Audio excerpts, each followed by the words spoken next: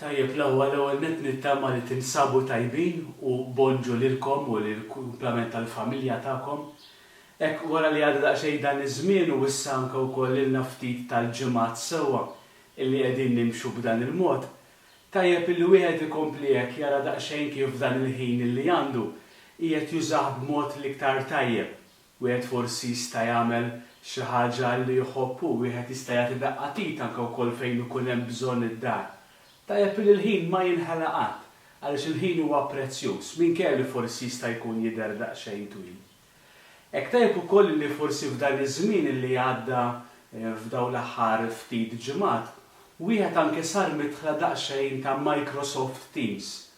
Ir-raġuni hija li se nkomplu nużaw issa din is-sistema jekk Alla jrid sakemm nagħlqu din is-sena, kif ukoll ftit tal-ġranet oħra se nkunu qegħdin inqasmu xi tipi ta' assignments marbutin anke ma' dan li semmejna hawnhekk.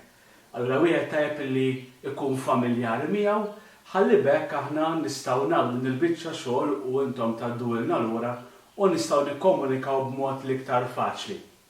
Forsi f'dan iż-żmien hekk għandna din l-għodda li hija hekk importanti anke wkoll għalina illi nkunu nistgħu nikkomunikaw ftit ma' xulxin. F'każ li jkun hemm xi problemi kemm fl-iskola kemm f'affarijiet oħrajn, wieħed dejjem jiftakar li bħala skola dejjem miftuħin għal dak li jkun hemm bżonn, li tiddejqu xejn tfittxu l-għajnuna meta jkollok bżonn. Hekk fl-aħħar ftit lezzjonijiet biex inkomplu ma' dak li semmejna ftit tal-ġimgħat ilu, komplejna dwar is-suġġett climate change jekk Alla jrid issa se nibdew nagħlquh billi nsemmu l-aħħar ftit punti dwaru. Jekk tiftakru ftit fil-bidu qabel l-Easter konna tkellimna daqsxejn dwar xi tfisser il-kelma climate change u għedna x'inhuma l-affarijiet li din jikkawżaw din il-bidla fil-klima. Fost l-oħrajn konna semmejna l-kelma global warming, konna semmejna anke wkoll il-greenhouse effect. Imbagħad wara mxejna għal pass ieħor fejn għedna x'inhuma l-affarijiet li jikkawżaw fil-ħajja tagħna ta' kuljum. U l-ewwel wieħed li semmejna kien propju power stations, provajna nifhmu ftit kif taħdem power station, x'inhu x-xogħol tagħha. Imma minkejja hija xi ħaġa tant importanti, indunajna li hija sors kbir ta' pollution fil-ħajja tagħna. Minn hemmhekk imbagħad tkellimna dwar tipi ta' pollution u l-ewwel bdejna billi tkellimna dwar air pollution, imbagħad wara tkellimna dwar land pollution propju kienet l-aħħar lezzjoni li tkellimna ftit dwarha. Illum se nitkellmu fuq tip ta' pollution oħra li hija water pollution biex bekk inkunu tkellimna dwar air pollution, land pollution u water pollution. Nkunu tkellimna dwar tliet aspetti li anke għalina l-Maltin huma importanti ħafna: l-arja, l-art li aħna ngħixu fuqha u anke wkoll l-ilma li f'Malta tant indawrin bih mhux biss fil-baħar imma anke wkoll ilma li nsibu fil-blat. Tajjeb li qabel ma nibdew din il-lezzjoni wieħed iżomm f'moħħu illi jara li jkun segwa l-lezzjonijiet kollha ta' qabel. Għal dawk minnkom illi għadhom ma segwewx jew forsi nqabżet xi lezzjoni, wieħed jista' jfittex permezz tal-YouTube channel qegħdin kollha fi playlist taħt il-lessons tagħna tal-Form 2, jew inkella wieħed permezz ta' Teams jew MySpot jiċċekkja ftit anke l-links illi ġa għamilna minħabba li issa għamilna numru ta' lezzjonijiet mhux ħażin ukoll. Għalhekk biex nibdew, ħanraw daqsxejn dan il-video clip li jagħtina ftit stampa daqsxejn ċara ta' what is water pollution. Ħalli nitkellmu ftit dwar, mbagħad niddiskutu daqsxejn dan il-punt. Tajjeb forsi meta wieħed jara filmat bħal dan ngħid għalija l-ewwel reaction li tiġi hija reaction ftit ta' xokk. B'mod speċjali meta wieħed jara daqsxejn li s-snin li semmew huma snin li huma verament viċin tagħna. Issemmejt is-sena 2025 qegħdin nitkellmu madwar 5 snin oħra, jew inkella s-sena 2050. Veru tidher ftit il-bogħod, imma din nitkellmu fuq 30 sena oħra. Ħafna minnha jekk Alla jrid inkunu anke wkoll qegħdin ngħixu f'dak iż-żmien. Jiġifieri hija xi ħaġa li ħadd tkun qed taffettwana żgur aħna fil-ħajja tagħna. Allura ejjew nitilqu ftit. Jekk nitkellmu fuq water pollution, fuq xiex qegħdin nitkellmu, xi tfisser eżatt. U allura għandna hekk that water pollution is the contamination, il-kelma kontaminazzjoni konna tkellimna ftit dwarha meta wieħed qiegħed iħammeġ post. Contamination tal-art, tal-arja, anke wkoll issa tal-baħar, tal-ilma, iktar ħaniġbru taħt punt wieħed. Ta' fejn għandek l-ilma? Jista' jkunu għadajjar, xmajjar, oċeani, jibħra, ilma ħelu, ilma li nsibu anke wkoll ġo l-blat, għaliex tajjeb li tkunu tafu li ħafna mill-blat, inkluż dak ta' Malta, ġo fih iżomm ammont kbir ta' ilma. Infatti jkunu ħafna bdiewa jew ħafna nies illi dawn b'xi mod jew ieħor jitaqbu fl-art biex ikunu jistgħu jakkwistaw dan l-ilma t-tisqija jew inkella għal xi użu ieħor. Ħafna drabi, sfortunatament kif sejrin naraw, dan it-tip ta' ħmieġ, dan it-tip ta' pollution fl-ilma huwa kollu riżultat ta' human activity, tal-attività tal-bniedem. Jiġifieri ħeldu ngħidu li aħna responsabbli anke wkoll tal-ħmieġ li nsibu fl-ilma jew inkella fil-baħar. X'jistgħu jkunu l-każi jew inkella l-iktar affarijiet li huma forsi kbar li jista' jkun jiġri. Ħana tidha xejn eżempju partikolari ħafna ta' tip ta' water pollution li din ġrat tul dawn l-aħħar ftit snin. Dan it-tip ta' baħar jew iktar kien qadira, jiġifieri biċċa tip ta' ilma li dak drabi jinġabar f'art mhux marbut mal-baħar li huwa mielaħ. Insibu da li jgħidulu Aral Sea, illi l-post tiegħu huwa viċin ħafna ta' dak li ngħidulu l-Arabja jew kellha l-pajjiż issejjaħ it-Turkmenistan li tiġi n-naħa tal-west tal-Asja jew inkella bil-kontra naraw in-naħa tal-east tal-Ewropa. Tajjeb f'dawk in-naħat. Prattikament dawn huma żewġ ritratti tal-istess post minn satellita wara ftit ta' żmien, 20 ta' snin, jiġifieri nitkellmu fuq 30 sena. X'ġara minn dak l-ilma kollu? X'inhi r-raġuni li dan kien nixef? Il-biċċa dan it-tip ta' baħar kien jikber jew dak l-ilma kien jasal hemmhekk permezz ta' ammont ta' xmajjar li kienu ġejjin mill-muntanji u mis-silġ. Mela inti kien ikollok ix-xita jew inkella s-silġ li jdub fuq il-muntanji, dan l-ilma jibda nieżel mal-ġnub tal-muntanji, jifforma ġewwiet u joqgħod hemmhekk. U kienet jifforma dan il-baħar kbir ħafna li ma kienx żgħir.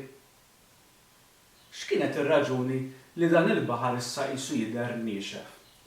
Li ġara kien li ma' żmien ċertu persuni u bdiewa ddeċidew illi dawn ix-xmajjar illi kienu niżlin mal-muntanji u jagħtu l-ilma lil dan il-baħar u allura qatt ma jinxef. Bdew ibidlulhom id-direzzjoni biex kulħadd jieħu l-ilma minnhom ħalli jkun jista' jsaqqi jew inkella biex jintuża l-ilma f'ċertu fabbriki. Allura x'beda jiġri? Is-supply tal-ilma ta' dan il-baħar f'daqqa waħda din spiċċat. Ilma ma bedix jinżel iktar hemmhekk. B'tali mod li ma' żmien dan il-baħar literalment kien niexef. Tantu hekk li llum il-ġurnata meta wieħed imur f'dan il-post jibda jsib qisu bħal deżert. Ir-raġuni hija li tant nixef f'dan il-baħar illi bdiet anke wkoll toħroġ bdejna naraw il-qiegħ tiegħu. Allura kellek patches li huma ta' melħ, ftit affarijiet jikbru, jew inkella ħafna annimali jibdew imutu għaliex il-pjanti jkunu melħin fejn jidħol it-toma tagħhom. Imma xi ħaġa interessanti kienet illi bdew jinkixfu wkoll vapuri li fis-snin ta' qabel dawn kienu għerqu jew għerquhom apposta f'dan il-baħar u issa li nixef u beda jidher il-qiegħ. Dawn ukoll bdew jidhru. Infatti ħafna minnhom ikunu għall-kenn ta' xi jiġma li jkunu mexjin f'dan id-deżert. Jiġifieri nnutaw ftit kemm xi ħaġa li jista' jkun li ġrat ftit ta' snin ilu affettwat ħafna affarijiet li qegħdin jiġru anke wkoll fis-snin tagħna. Mela ġrat xi ħaġa fl-antik qegħdin imbagħtu l-konsegwenzi tagħna aħna. Imma ma nistgħux qogħdu ngħidu biss ara x'għamlu huma u x'qed inbagħtu aħna. tajjeb illi anke nsaqsu l-mistoqsija x'qed nagħmlu aħna llum il-ġurnata li permezz tagħha qed imbagħtu aħna. Imma min jaf kemm ser ibagħtu dawk il-persuni li se jkunu qegħdin jgħixu 20-30 sena oħra. Forsi jkunu tfal tagħna jew it-tfal ta' tfal tagħna. Jiġifieri jridu nkunu korresponsabbli wieħed li wieħed jgħid u jew għalaqwa li kuntent jiena. Dak huwa statement ftit egoist għax aħna bħala bnedmin għandna l-ħsieb u l-maturità li nieħdu ħsieb tagħna nfusna imma dejjem nippruvaw nippreżentaw dinja aħjar lil dawk li huma ġejjin. Allura jekk insaqsu ftit il-mistoqsija ta' x'jikkawża imma water pollution.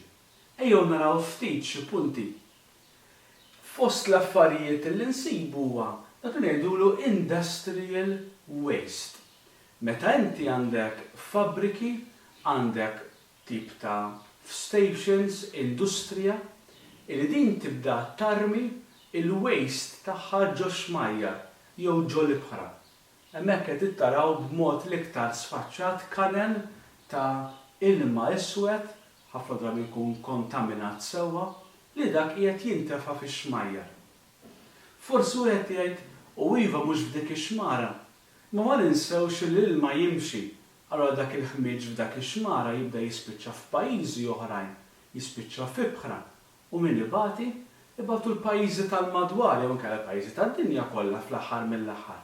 L-affarijiet li jgħixu fil-baħar, nies li jgħixu permezz tal-baħar. Għax inti jibda jkollok tipi ta' annimali li jmutu bħal maħut. U allura s-sajjieda jista' jkun li jibdew jonqos l-ammont ta' ħut li jgħix fil-baħar.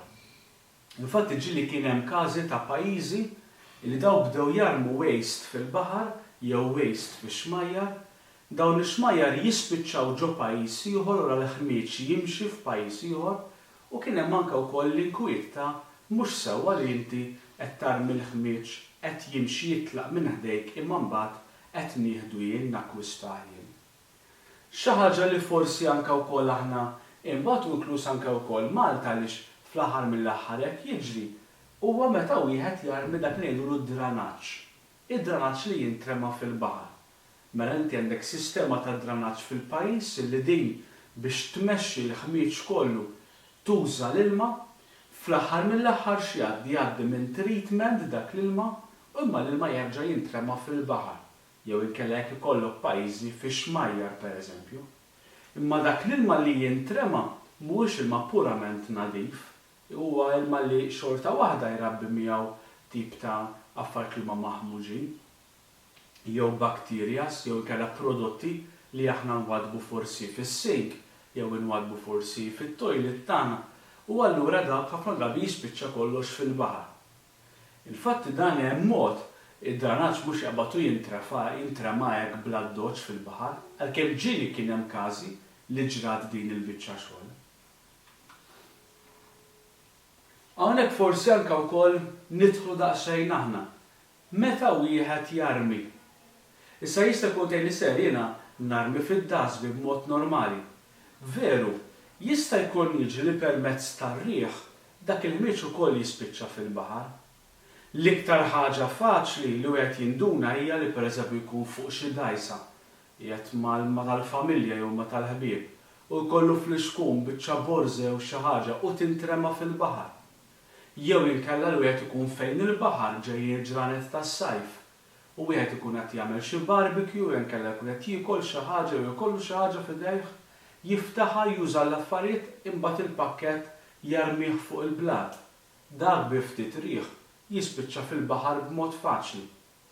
Jew inkella li wieħed jarmi xi ħaġa anke fit-triq. Tgħid imma inti fit-triq kif jista' jkun jispiċċa fil-baħar?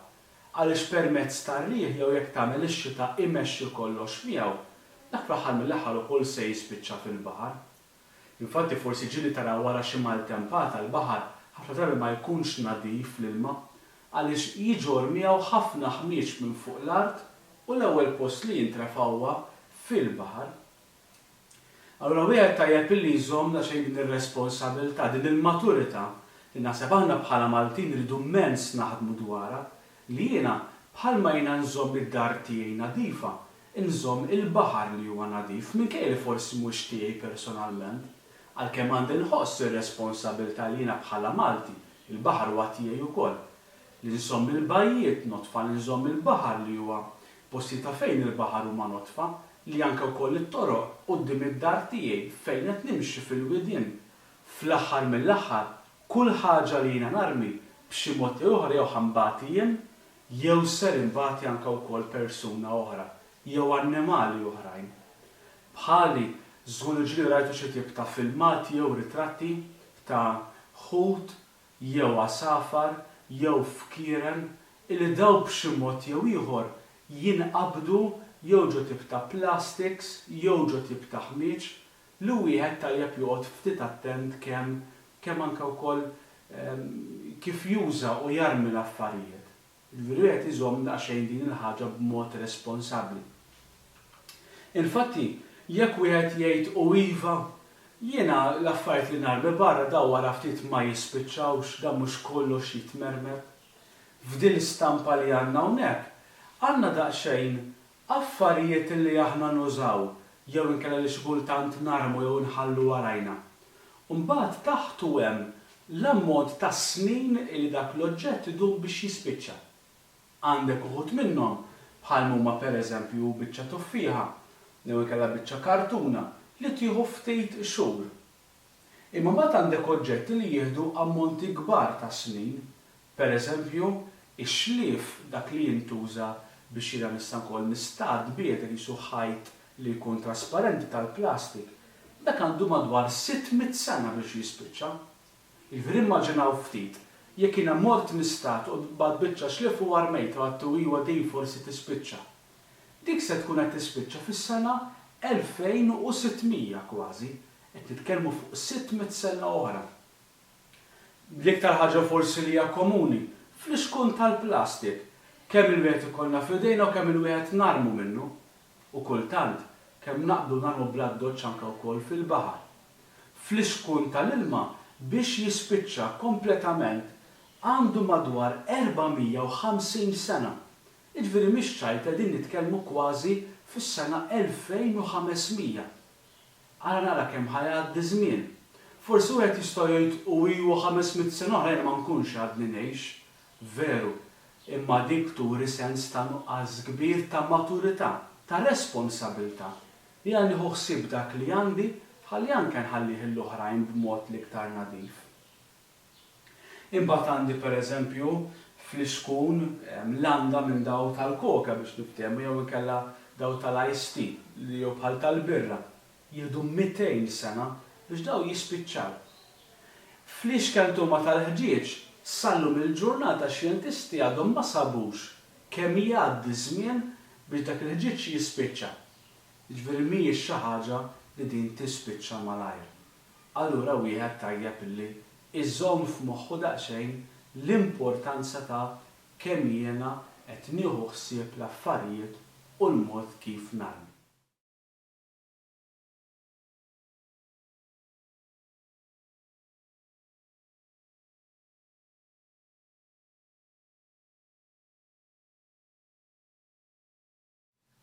Jiena Italija daw l-affarijiet meta mmur f'post insib post li huwa maħmuġ.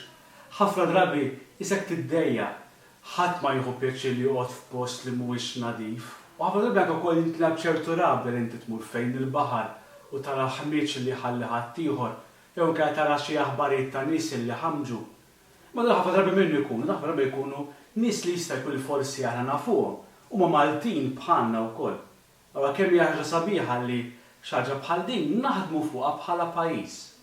Ikun nibdew aħna l-istudenti tal-iskola tagħna u nibdew aħna t-teachers u l-ġenituri tagħna nibdew nagħmlu d-differenza u forsi nħallu anke wkoll pressure fuq persuni oħra li huma wkoll iħallu nadif. Kulħadd jista' jagħmel il-parti tiegħu u allura it-tieni mistoqsija li se ninsaqsu bħalma saqsejna fl-oħrajn hija imma kif se nkunu qegħdin innaqsu din it-tip ta' pollution, water pollution. Bħalma rajna anke wkoll fit-tnejn ta' qabel, huwa importanti ħafna li min imexxi l-pajjiż jgħaddi liġijiet jew jagħti istruzzjonijiet lil nies ta' dak il-pajjiż u min jgħix fih ta' modi kif wieħed jista' jnaqqas. Ġa semmejna l-użu anke wkoll ta' kif wieħed jarmi l-affarijiet, li wieħed jissepara l-iskart. Għandek persuni li huma responsabbli li jiġbru dak l-iskart u jintrema f'post tajjeb. Imma wkoll jista' jgħaddi liġijiet ta' multi lil persuni pereżempju li jħamġu u dawn ġieli jingħataw. Hemm dawk li jgħidulhom il-green wardens li dawn prattikament iduru mal-pajjiż u jekk jaqbdu xatt li qed iħammeġ, sfortunatament ikollu jaqla multa għaliex qed juri qed jaħdem b'mod irresponsabbli dak il-persuna. Jista' anke wkoll jagħti tip ta' istruzzjoni ta' xiġri fejn il-baħar, x'wieħed għandu jagħmel jew ma jagħmilx, forsi ġieli martu fejn baħar fiċ-ċibajja u jkun hemm miktub no barbecues are allowed. Dak ifisser li hemmhekk kienet għaddiet liġi li f'dak il-post m'għandhomx isiru barbecues. Ir-raġuni ħafna drabi tkun illi ikun sar xi ħsara qabel u allura tkun ħaġġet din ir-regola. Jew inkellem ċertu bajjiet li biex jagħmel barbecue fihom huwa importanti li wieħed iġib permess tal-kunsill lokali. Ħalli f'każ li ssir ħsara, il-kunsill lokali jkollu f'idejh il-persuna li kienet hemmhekk.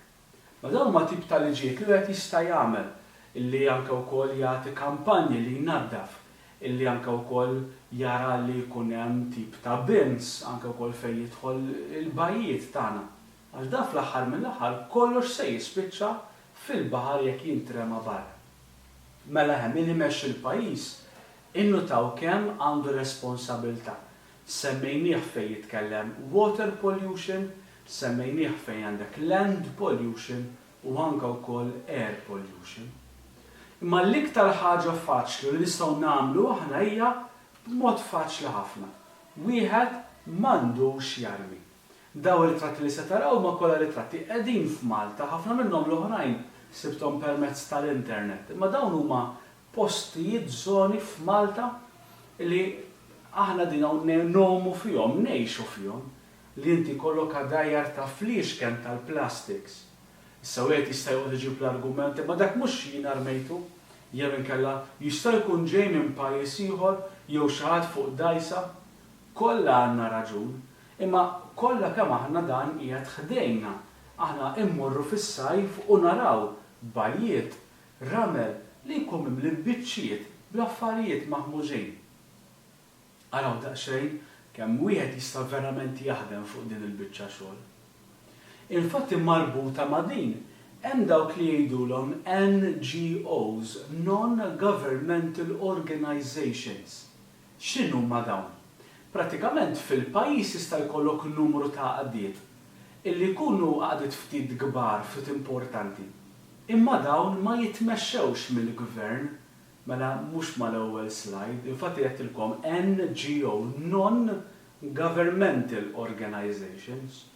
U daw jista' jkollok NGOs marbutin mas-saħħa, jista' jkollok NGOs marbutin mal-edukazzjoni, jista' jkollok NGOs marbutin mal-kura tal-anzjani. Jista' jkun hemm ħafna organizzazzjonijiet, forsi hawn xi wħud minnkom illi qegħdin f'xi tip ta' NGO. Waħda mill-organizzazzjonijiet illi teżisti anke wkoll f'Malta hija din l-organizzazzjoni illi l-isem tagħha anke wkoll fuq Facebook huwa daqsxejn isem partikolari jisimha proprju Żibel u forsi min jista' jfittex fuq l-internet fuq din l-organizzazzjoni hija organizzazzjoni immens importanti u sabiħa ħafna. Dan kien hemm grupp ta' nies illi jingħaqdu flimkien u kultant żmien jorganizzaw attivitajiet li jmorru f'post u jnatfu. Imbagħad joqogħdu jaraw daqsxejn x'kun intrema, jisseparaw l-iskart, jiżnu u ġieli anke wkoll jagħmlu tindif fil-bajjiet, tindif anke wkoll taħt l-ilma. Jiġifieri jmorru fil-baħar u jerfgħu minn hemmhekk oġġetti li jkunu ġew merqa bħal huma tajers jew inkella karozzi, jew inkella ħbula jew ħafna affarijiet oħrajn li wieħed sfortunatament ikun rema ġol baħar b'mod l-iktar irresponsabbli u immatur. Bħal dawn hawn ħafna u forsi anke intom fuq YouTube rajtu tipi ta' persuni illi dawn jiddeċiedu illi jagħmlu biċċa xogħol immens sabiħa tista' tkun żgħira, mista tkun anke wkoll kbira, illi jnatfu ftit. Araw daqsxejn dawn iż-żewġ persuni x'għamlu U wara anke wkoll ħanaraw ftit kampanji jew inkella idejat li forsi qegħdin jiġu studjati bħalissa biex ħmieċ li nsibu fil-baħar wieħed ikun jista' anke wkoll jiġbru u jnaddaf l-ilma b'mod l-iktar responsabbli. Araw daqsxejn dawn iż-żewġ persuni x'għamlu. Hi, I'm Alex Schultz. And I'm Andrew Cooper. In 2015, we took a surf trip to Bali, Indonesia, and saw firsthand just how bad the world's plastic pollution crisis really is. We wanted to make it our mission to solve this problem, and we have. We started cleaning the ocean by ourselves until 2017 when we started our ocean cleanup company, 4Ocean. Now, we've become the world's largest ocean cleanup company, employing captains and crews 7 days a week to clean our oceans and coastlines. We've operated out of 27 different countries, and to date, we've removed over 2 million pounds of trash from the ocean. And now, we're inviting you to join the Clean Ocean movement. All of our cleanup efforts are funded entirely through the sale of our bracelet. The 4Ocean bracelet is made from our ocean plastic and the recycled glass bottles that we collect. Every bracelet purchase helps fund the removal of 1 pound of trash from the ocean and supports the 4Ocean cleanup movement. So visit 4Ocean.com today to become part of the solution. Seabin device designed to keep the ocean clean. Australian surfers Andrew Turton and Pete Kuglinski, who are also best friends, decided to do something after they became frustrated with the amount of trash that was floating in the ocean waters that they spent much of their childhood playing in. The duo quit their jobs and invented the Seabin, which is what they hope will be a sustainable way to reduce the amount of garbage that is polluting the world's waters. Built from recycled materials, the Seabin is fixed to a dock with a water pump that runs on shore power. The pump brings water through the Seabin, which allows the natural fiber bag inside the device to catch the floating rubbish and debris before water is pumped back out. Users have the option of installing an oil and water separator to the pump to clean the water that flows through it before the water is allowed to flow back into the ocean. The Seabin is lined with a natural fiber catch bag that collects floating debris. When the bag is full, it can be changed with another clean one, and the collected debris can be disposed of responsibly. Turton and Kuglinski are trying to raise enough capital to turn the Seabin prototype into a reality. According to Australia's ABC News, crowdfunding has helped the two men raise $50,000 for commercial production, and a video of the Seabin in action has attracted more than 10 million hits online.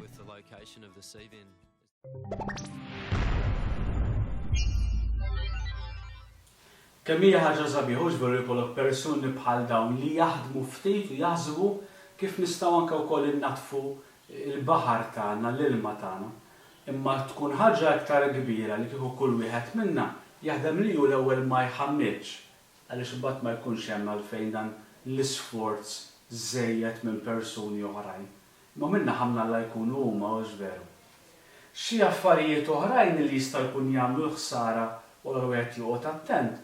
Huma dawk li jgħidulhom cleaning liquids huma sapun li aħna wkoll nużaw, ħafna mill-sapun li aħna nużaw jiġi ttestjat biex jekk jagħmilx ħsara fl-ilma. Ġieli jkun hemm uħud minnhom li jagħmel ħsara, infatti jekk wieħed qed iċċekkja fuq il-labels ta' wara, ħafna drabi jkun hemm symbol, jkun qisha ħuta mejta u siġra nixfa s-sena li għaddiet.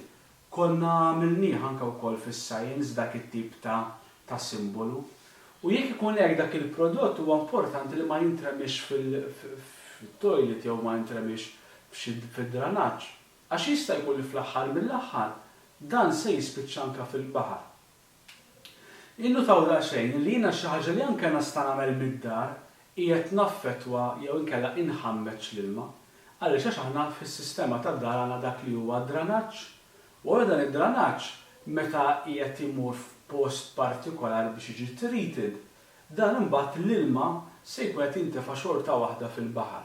Issa jista' jkun hemm xi prodotti illi tagħmel x'tagħmel huwa verament diffiċli tneħħihom mill-ilma la tfajtu hemmhekk. Allura wieħed irid joqgħod attent verament x'qiegħed jarmi fis-sink, fit-toilet jew kellha f'postijiet oħrajn.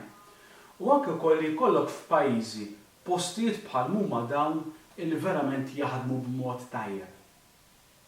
Innotaw ftit hekk l-importanza ta' kulħadd verament jaħdem ma' xulxin.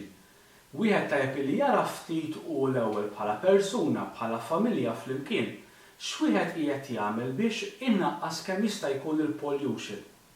Bħali qegħdin taraw u tinnutaw ftit Forsi fis-sitwazzjoni li qegħdin bħalissa smajtu b'ammont ta' aħbarijiet kemm f'Malta u anke wkoll barra minn Malta li donnu qisu għax il-bnedmin inqasna fix-xogħol li nagħmlu jew kellha qasna fil-ġiri jew fl-affarijiet li narmu kemm qishom ċertu affarijiet qegħdin jieħdu r-ruħ. In-natura stess, l-arja, l-ilma u l-baħar u l-ibħra tagħna. L-rwieħed innutaw ftit kemm verament aħna naffettwaw ħafna. U xi ħaġa interessanti ħafna u din li sa bracket żgħira hija li anke aħna bħala Knisja hija xi ħaġa lina importanti immens. Tgħidli u issa fiex ħadidħol il-Knisja hawnhekk.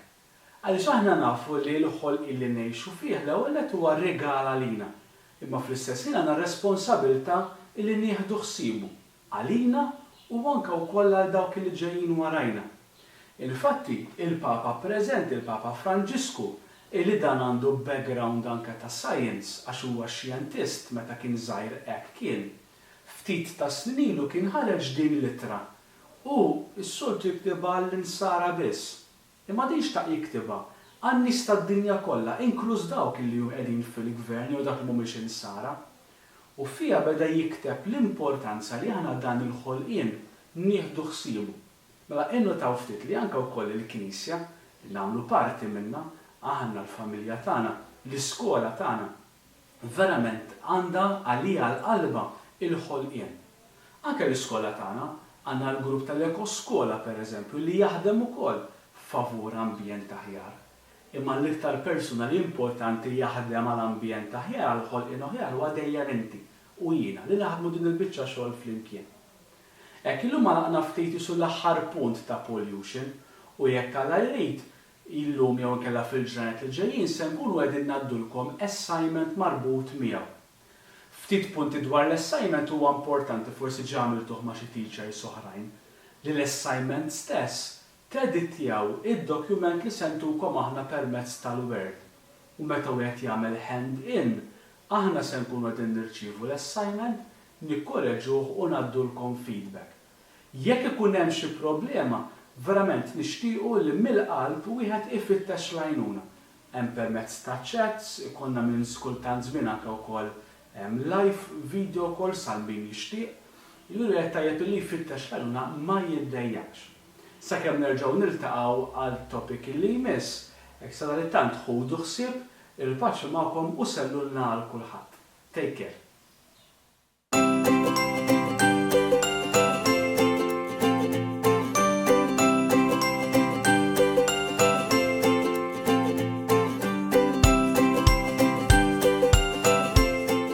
Pope Francis has written a letter addressed to every person on this planet, asking us all to protect the earth, our common home. In the letter, he says, "The earth is God's gift to us. It is full of beauty and wonder.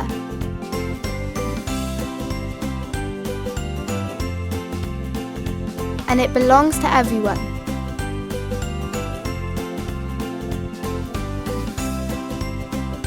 But what we see today is that our common home has never been so hurt and mistreated.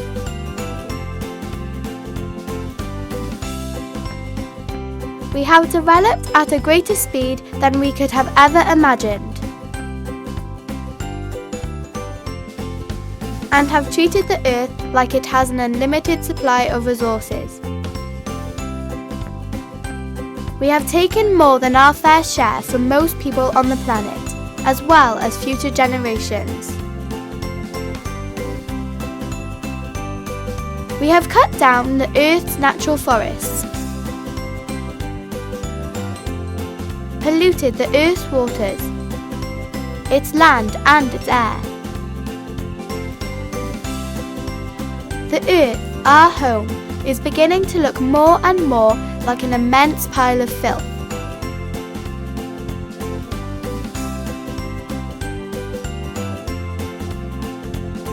We are using more and more polluting fossil fuels, which is contributing to climate change.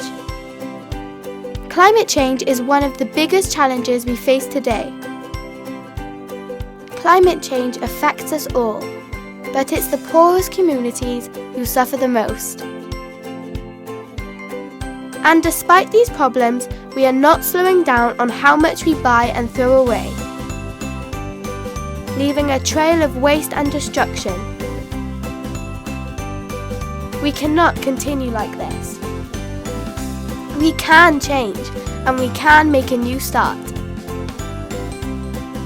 The whole human family needs to work together to care for our planet Earth, so that we can sow beauty, not pollution and destruction.